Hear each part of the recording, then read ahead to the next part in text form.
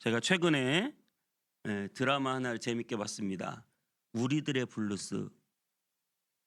그걸 인제 보셨냐고 그런 눈인데 옛날 작년, 재작년 드라마로 알고 있는데 아무튼 최근에 인제 봤는데 굉장히 그 제주에 사는 친구들의 우정이 굉장히 감동을 주더라고요. 참 이 시대에 과연 우리가 그런 진정한 친구가 있을까? 뭐 드라마니까 가능한 얘기지 않을까 생각해 봐요. 제가 좋아하는 드라마를 그래서 곰곰이 생각해 보니까 응답하라 1988 보셨어요? 예, 목사님 드라마 참 열심히 보시는구나. 응답하라 1988을 제가 가장 사랑하는 드라마로 저는 꼽는데 제가 그걸 보면서 그 생각을 했어요. '쌍문동으로 이사를 가야 되나?'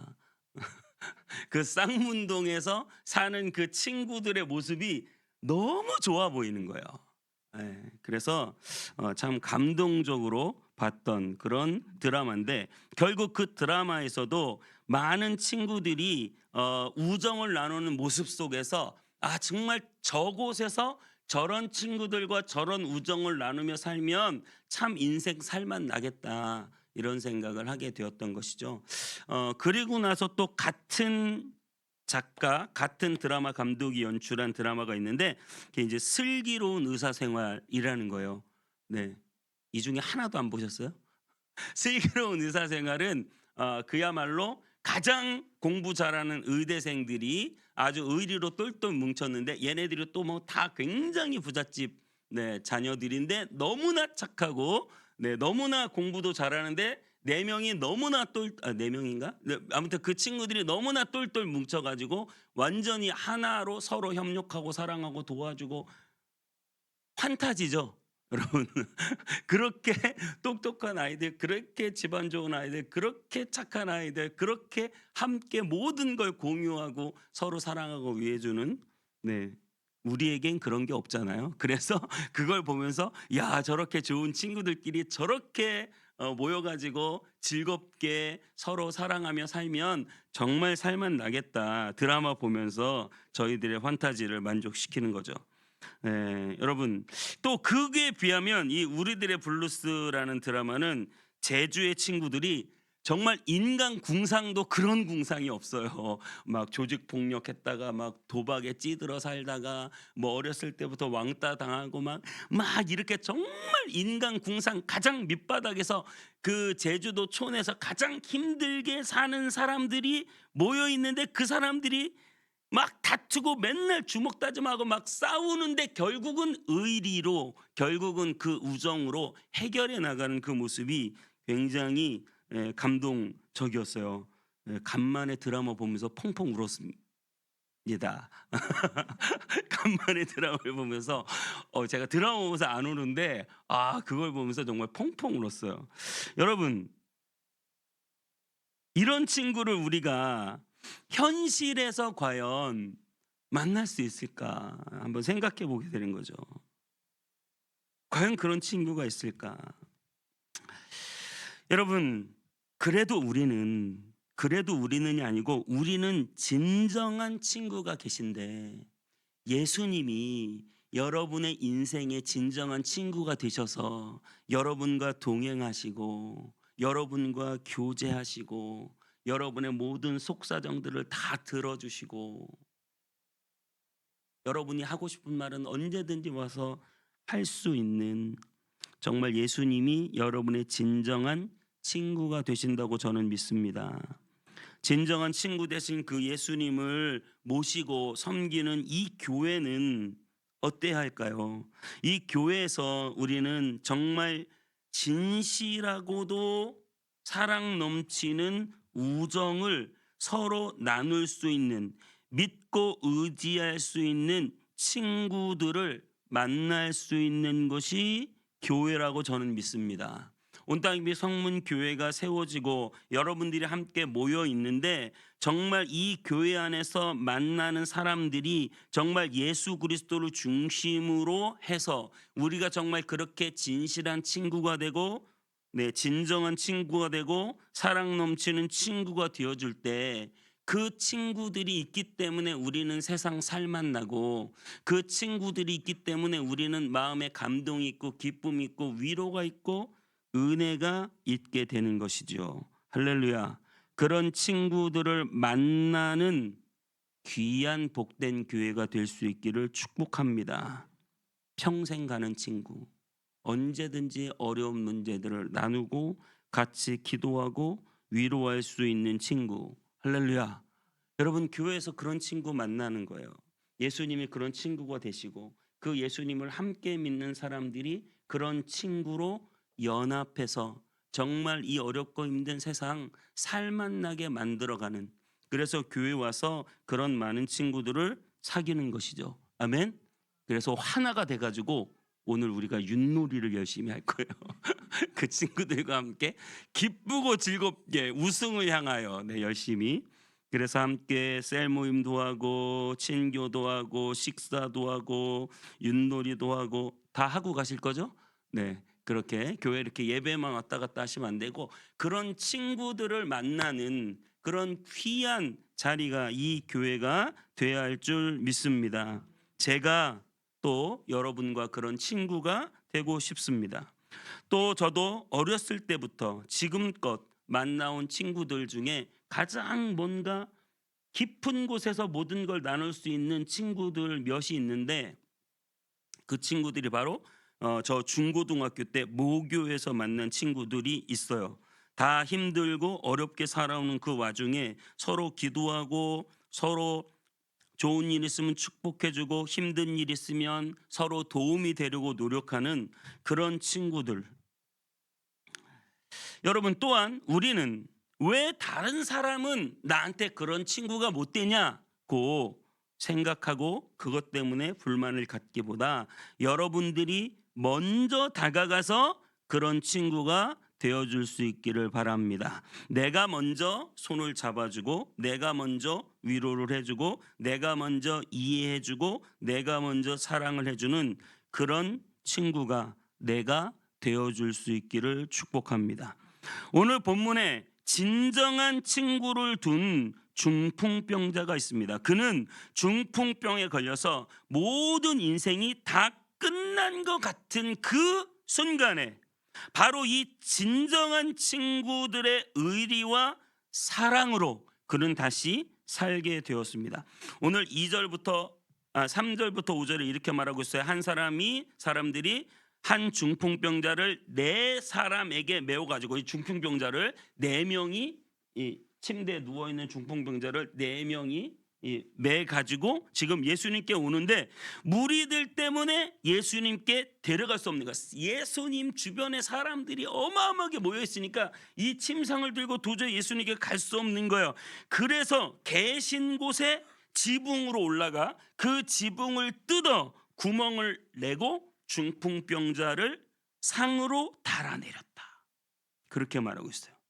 그때 5절에 예수께서 그들의 믿음을 보시고 중풍병자에게 이르시되 작은 자야 내 죄사함을 받았느니라. 이 친구들이 대단하지 않습니까?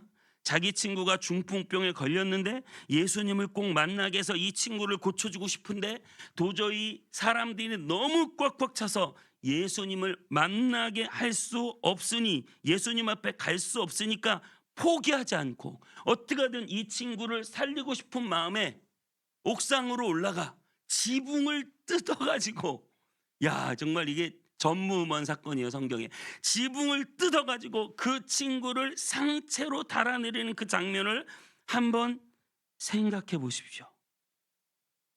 어떻게 그런 생각을 했을까요? 어떻게 그런 열정을 가질 수 있을까요? 지붕을 뜯었다 이렇게 생각하니까 여러분 또 아니 시멘으로 발라져 있는 지붕을 사람이 어떻게 뜯나 이렇게 생각하시는데, 당시 이스라엘은 지붕이, 우리나라는 다 이렇게 돼 있잖아요. 옛날 집들은. 근데 옛날엔 이스라엘은 지붕이 평평해요. 굉장히 건조한 지역이라 비도 많이 오지 않고, 그래서 평평해 가지고 거기를 나무로 이렇게 연결한 다음에 볏짚들을 쌓고 그 위에 진흙을 발라요. 그래서 그 위에서 때로는 쉬기도 하고 기도도 하고 또 뭐 곡식 같은 것도 말리고 그렇게 생활을 한 그런 지붕이었어요. 그래서 그 지붕은 자주 수리해 줘야 했어요. 그렇게 튼튼하게 만들어지지 않았기 때문에. 그래서 이 친구들은 본인 집 지붕들을 늘 수리했던 경력이 있는 친구들이기 때문에 그 지붕을 뜯으면 되겠다는 생각을 하게 된 것이죠. 그런데 여러분, 오늘 또 다소 충격적인 선언이 있어요. 5절에 보면 예수님이 그 중풍병자에게 내 죄사함을 받았느니라 라고 말씀하시면서 무엇을 보고 이렇게 말씀하셨냐면, 마가가 거기에 각주를 달아주는데 그들의 믿음을 보시고. 여러분, 우리가 죄사함 받고 구원받는 것은 1대1이에요. 내 개인의 믿음 때문에 내가 구원받는 것이지, 우리 엄마 아빠가, 내 남편 아내가 믿었다고 내가 구원받는 거는 아니죠. 그렇죠? 그런데 어떻게 오늘 예수님께서는 이렇게 말씀하세요. 오늘 마가는 이렇게 각주를 달아요. 그들의 믿음을 보시고. 그 친구 4명 그리고 이 중풍병자, 그들의 이 연합된 믿음을 보시고 내 죄가 사함받았다, 이렇게 말씀하셨다는 거예요.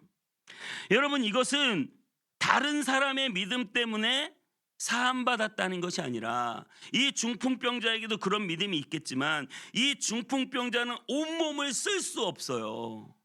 그래서 예수님 앞에 나갈 수 없는데 그 친구를 위하여 이렇게 정말 진정한 우정을 가진 친구들이 함께 협력하여 이 친구를 도와준 것이 예수님이 보았을 때는 너무나 아름답게 보이는 거죠. 그 믿음을 귀하게 여기신 거죠. 여러분, 우리가 이 부분을 생각해 볼 때 모든 사람들이 예수님 앞에 덜컥덜컥 나올 수 있는 게 아니죠. 당신 오늘 교회 갑시다, 예수님 믿읍시다, 그냥 나옵니까? 아니요. 교회 안 다니는 사람은 심리적으로, 영적으로 중풍병의 상태인데, 이 영적으로 중풍병의 상태는 자기의 힘으로 교회를 나올 수 없는, 예수님 앞에 설 수 없는 그런 상태일 수 있다는 거예요. 그럴 때 누군가 그를 도와줘야 되죠. 예수님 앞에 나아갈 수 있도록 그를 도와줘야 됩니다. 여러분들이 누군가의 진정한 친구라면, 진정한 가족이라면, 그 사람들이 스스로 마음의 중풍병으로 도저히 내 의지로는 예수님께 나아갈 수 없을 때, 여러분들은 그 친구가, 그 가족이 예수님께 나아갈 수 있도록 돕는 자, 협력자가 되시기를 축복합니다. 나도 누군가 그렇게 전도를 했을 거예요. 이제는 전도받고 예수 그리스도를 믿고 구원받은 내가 누군가의 진정한 친구가 되어서 그 친구가 도저히 스스로의 힘으로 교회를 나올 수 없을 때, 여러분들이 돕고 여러분들이 합심을 해서 그 친구들을 하나님께로 인도할 수 있는 여러분들이 진정한 친구가 되시기를 주님의 이름으로 축복합니다. 그럴 때 특별히 오늘은 이 지붕을 뚫은 간절함에 대해서도 한번 생각해 보기를 원합니다. 이 친구들이 얼마나 간절했는지는 지붕을 뜯은 그 사건 하나로 우리는 다 생각해 볼 수 있습니다. 여러분, 모든 일이 이루어질 때는 간절함이 없이 되는 게 없어요. 여러분, 적어도 여러분들이 이 시간 이 자리에 나와서 예배를 드린다고 할 때 우리는 간절함으로 주님의 은혜를 사모함으로 이 시간 나와 예배하는 줄 믿습니다. 예배를 못 나올 이유가, 안 나오려고 하면 10가지, 1000가지, 10,000가지가 있을 수 있어요. 나는 이래서 못 와요, 나는 저래서 못 와요, 나는 이 일이 있어요, 나는 저 일이 있어요. 얼마든지 우리는 이유를 만들 수 있죠. 하지만 우리는 간절함으로 내가 예배를 꼭 나가야 된다는 그 마음으로 오늘 이 시간 나와 앉아 있는 줄 믿습니다. 예수님께 나오는 사람들은 다 방해가 있고 어려움이 있는데 그 어려움을 극복하고 주님께 나오는 사람이에요. 한 맹인이 예수님께 나아가 이 눈을 고쳐달라고 기도하고 싶은데 앞도 보이지 않고 사람들이 너무 많아 예수님께 나아갈 수 없을 때 그가 취했던 방법은 다윗의 자손 예수여 나를 구원하소서 소리를 지르는 거예요. 옆에서 제자들이 조용히 해라 이렇게 말했는데도 그는 다윗의 자손 예수여 더 크게 소리질러 자기를 구원해 달라고 소리치는 거예요. 그래야 예수님이 지나가다가 들으실 거 아니에요. 그 많은 사람들 가운데 자기의 목소리가 들려서 예수님이 그 자리에 멈춰서서 이 맹인을 보시고 내 눈이 고침을 받았다 선언받기 위해서 그는 소리치는 거예요. 그래서 그런 변명을 해봐요. 제가 왜 그렇게 설교할 때 소리를 칠까? 네, 죄송합니다. 안 치려고 노력은 하는데 왜 소리를 칠까? 정말 간절하기 때문에 우리의 돌팍 같은 이 영혼을 뚫어서 예수 그리스도의 사랑이 전해지기를 간절히 원하기 때문이죠. 여러분 대표적으로 또 간절한 사람 수로보니게 여인이 자기의 딸을 고쳐달라고 했을 때 개 취급을 받았어요. 그런데 그의 간절함을 꺾을 수 없었죠. 그래서 그녀는 이렇게 말합니다. 개들도 주인의 상에서 떨어지는 부스러기는 먹잖아요. 부스러기라도 주세요. 강청하는 과부는 매일매일 재판관을 찾아가 제발 내 억울함을 풀어달라고 간절히 말합니다. 포기하지 말고 기도해야 할 것을 가르치실 때 이 광청하는 과부의 그 재판관을 매일매일 찾아오는 것을 말씀하시면서 이렇게 말씀하셨어요. 하나님이 그 사랑하는 자녀에게 오래 참으시겠느냐. 여러분 이게 하나님의 마음이거든요. 세상 사람들은 맨날 찾아와가지고 돈 달라고 그러고 맨날 찾아와가지고 이거 해결해 달라고 그러면 스토킹으로 신고할 거예요. 그런데 우리 하나님은 여러분이 매일 찾아와 드리는 기도를 외면치 않고 어떻게 해요? 오래 참으시겠느냐. 하나님께서 속히 들어주리라 속히 응답하리라. 낙심하지 말고 포기하지 말고 간절히 기도하시기를 축복합니다. 온 사방이 막혀 있어서 도저히 앞으로 나아갈 수 없을 때 여러분 하늘이 열려 있기 때문에 그 지붕을 뚫어내는 간절한 기도가 저와 여러분에게 있게 되시기를 축복합니다. 오늘 가장 애매하고도 어려운 질문이 하나 있는데 그것은 바로 이거예요. 병 고치는 것이 쉬우냐 죄사함이 쉬우냐. 물론 예수님은 죄사함이 있는 권세를 보여주시기 위해서 그 병을 치유해 주시며 중풍병자에게 일어나 걸어가라 말씀하셨어요.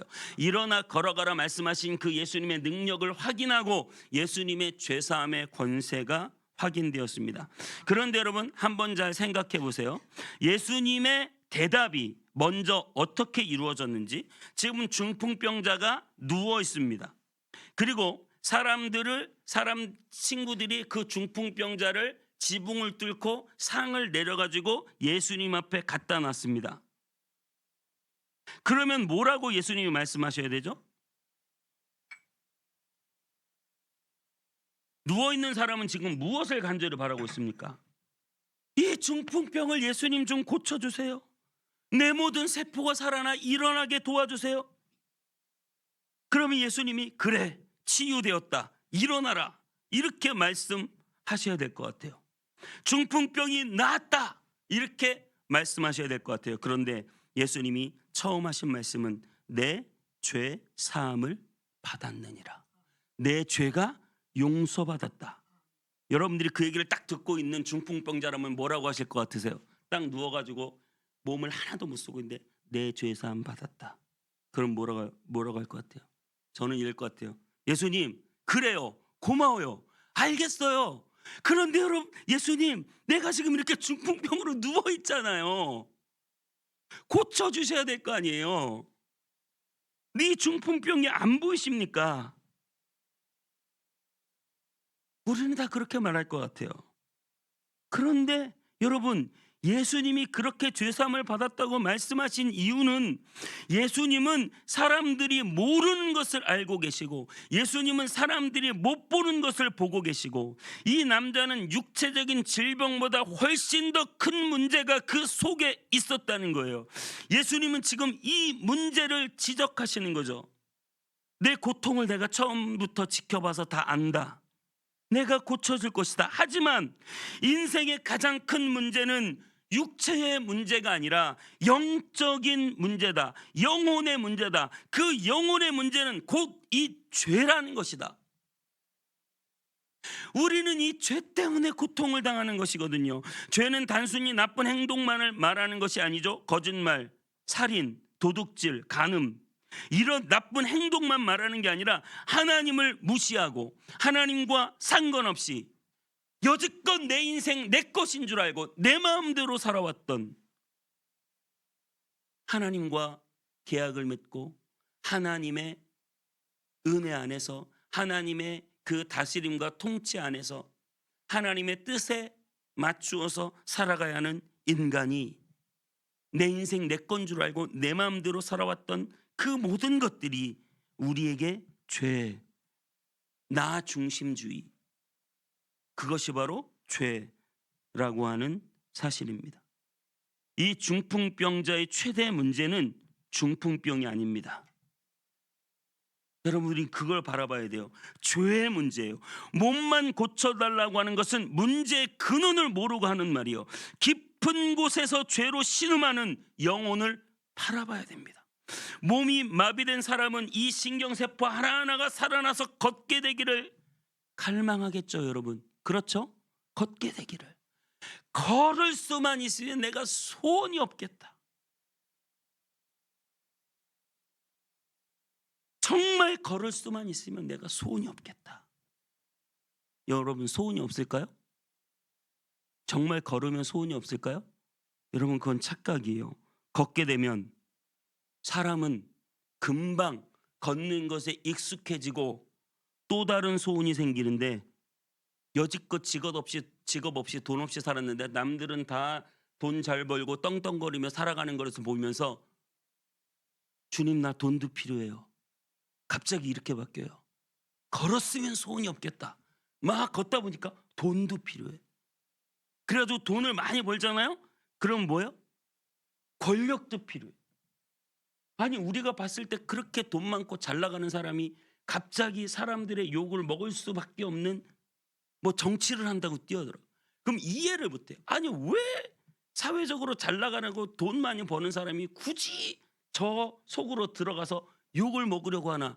여러분 여러분들이 그렇게 돈이 없어 봐서 하는 소리예요.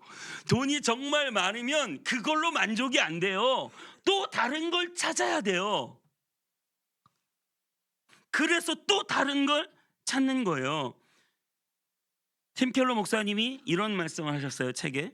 미국의 한 영화 매표소 직원이 있었대요. 그는 무명 배우예요. 그래서 영화 매표소에서 직원으로 일하며 열심히 연기 공부를 하고 있고, 오직 그의 꿈은 유명한 배우가 되는 거예요. 나도 한번 떠보자. 스타가 되고 싶다.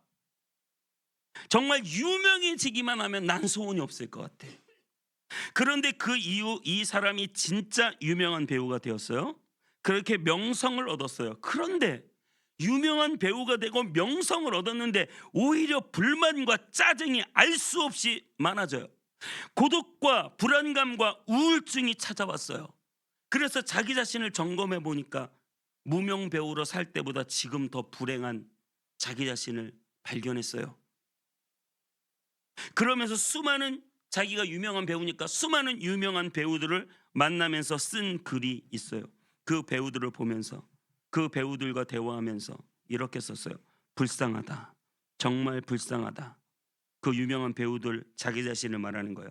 한때 더없이 유쾌한 사람이었는데 유명해진 후 느끼는 그들의 불안과 분노는 엄청나다.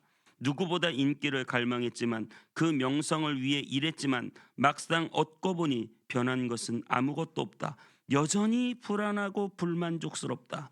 그런 성취들은 더 이상 행복으로 연결되지 않는다. 이렇게 환상이 다 깨졌으니 마음은 더 쓸쓸하고 견딜 수 없게 되었다. 환상이 깨졌다는 말이 저에게는 굉장히 마음의 충격이었어요. 나는 유명한 배우만 되면 정말 세상을 다 가진 것 같아. 너무 행복할 것 같아. 근데 진짜 유명한 배우가 딱 되니까 더 우울하고 불안하고 분노가 치밀어 오르고, 그러면서 유명한 배우가 별게 아니라는 환상이, 별것이라는 환상이 깨져버린 거예요. 더 이상 자기가 소망이 없는 자가 되었어요. 그게 쓸쓸하고 견딜 수 없게 되었어요. 엄청난 부자가 되면 여러분, 정말 내가 투자했던 것이 엄청나게 오르면 여러분 정말 행복할 것 같으세요? 어때요 여러분? 요즘에 AI, 엔비디아라고 하는 주식이 난리예요. 하루아침에 15%가 올랐대요. 영업이익이 1000% 뛰었고, 기업의 시가총액이 2조 달러, 2조 원 아니고 2조 달러, 약 2600조, 2600억 아니고 2600조래요. 하루아침에 15%가 오르니까 350조, 삼성전자 회사 전체 시가총액만한 돈이 올라갔어요. 그 회사 대표 젠슨 황이 8개월 동안 주식으로 번 돈만 35조. 행복할까요?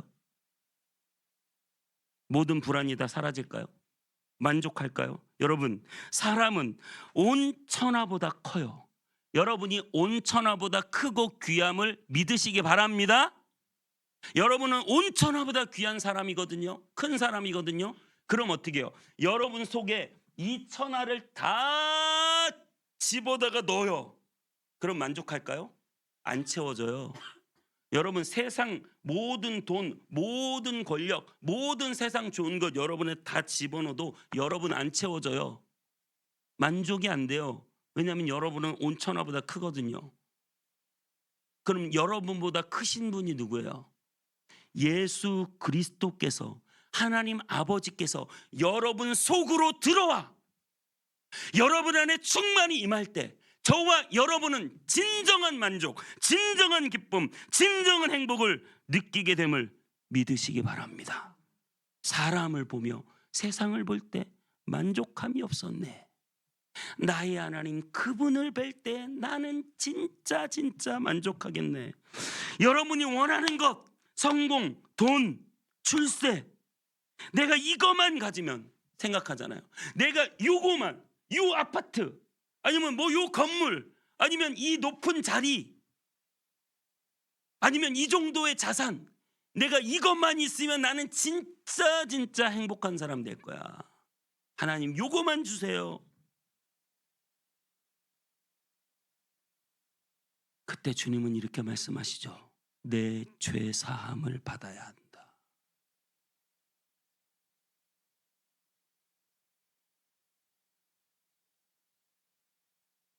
오직 너의 근원적인 문제는 죄의 문제고, 오직 너를 채울 수 있는 것은 예수 그리스도 한 분밖에 없다. 종교 지도자들은 이 죄사함을 받았다는 말을 듣고 신성모독이라고 했습니다. 하나님 외에 누가 죄를 사하겠느냐? 맞는 말이에요. A하고 B하고 싸웠어요. A가 B를 때렸어요. 근데 C가 와가지고 야 용서해 줄게, 없던 걸로 하자. 말이 돼요? 아니, 맞은 게 A라니까요. 때린 게 A고 B가 맞았다니까요. B가 용서를 해야죠. 하나님과 인간이 계약을 체결했어요. 선악과를 먹지 않기로 했어요. 하나님의 뜻대로 살기로 했어요. 하나님의 사랑 안에 살기로 했어요. 그런데 그 인간이 하나님을 버리고 계약을 파기했어요. 죄를 지었어요. 하나님의 가슴 아프겠죠. 누가 용서할 수 있습니까? 하나님만이 용서할 수 있습니다. 그런데 여러분, 오늘 예수님이 죄사함의 권세라고 하셨죠.